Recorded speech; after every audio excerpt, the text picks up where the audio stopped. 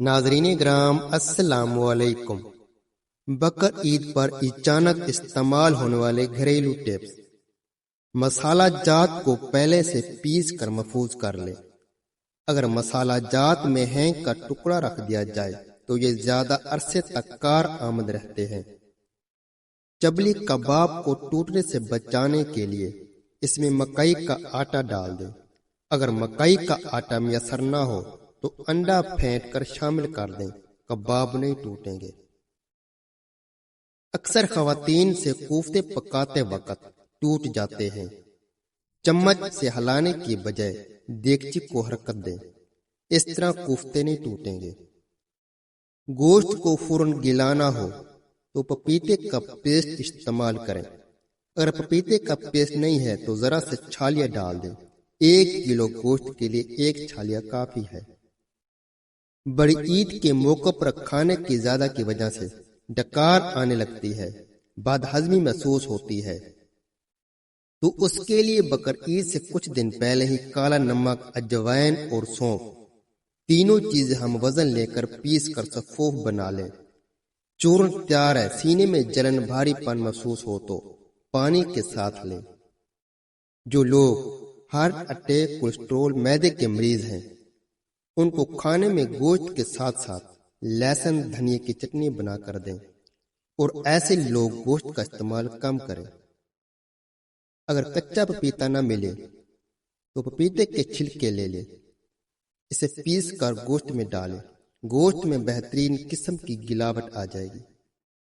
قیمہ پکاتے وقت اگر قیمہ کالا ہو جاتا ہے تو اس کا سبب اس میں پسا دھنیا ڈالنا ہے۔ قیمے میں کبھی پسا دھنیا اور پانی نہ ڈالیں ورنہ قیمہ کالا بنتا ہے۔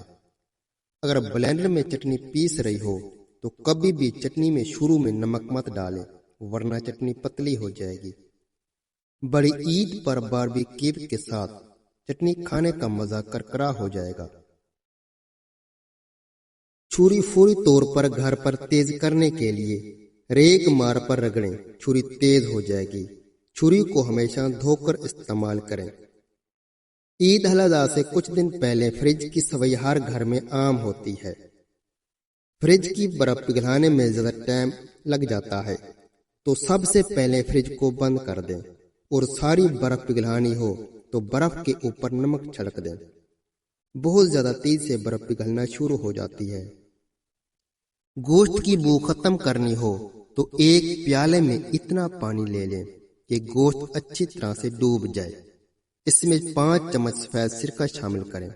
اس میں 20 منٹ کے لیے گوشت کو بھگو دیں، پھر پانی سے نکال کر اچھی طرح سادے پانی سے گوشت کو دھو لیں۔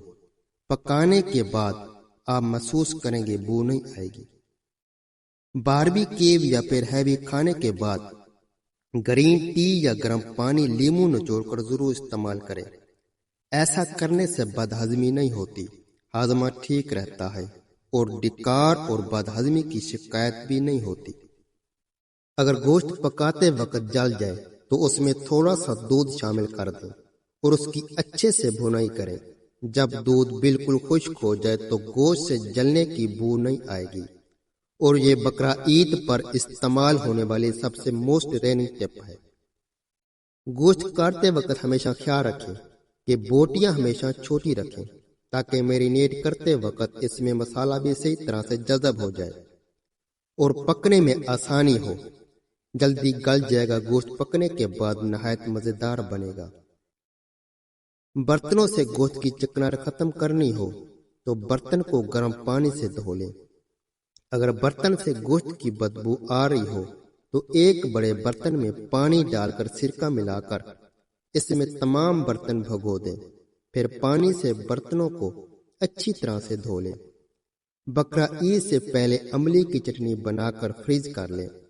اگر املی کی چٹنی میں کالا نمک شامل کر دیا جائے تو یہ کافی دن تک خراب نہیں ہوتی۔ ایس کیوب کی شکل میں چٹنی فریز کریں، آپ اسے بآسانی استعمال کر سکتے ہیں۔ پائے کی بدبو ختم کرنی ہو تو پائے پکاتے وقت اس میں تھوڑی سی دار چینی، سفید زیرہ اور لونگ ڈال دیں۔ گھر میں ناگوار مہک بھی نہیں آئے گی اور پائے بہت لذیذ بنے گے۔ گوشت یا کلیجی کی بساند ختم کرنی ہو تو ایک کھانے کے چمچ کے آٹے کی بوسی چھڑک دیں اور 10 سے 15 منٹ کے لیے چھوڑ دیں۔ اس کے بعد دھو کر پکا لیں، بساند نہیں آئے گی۔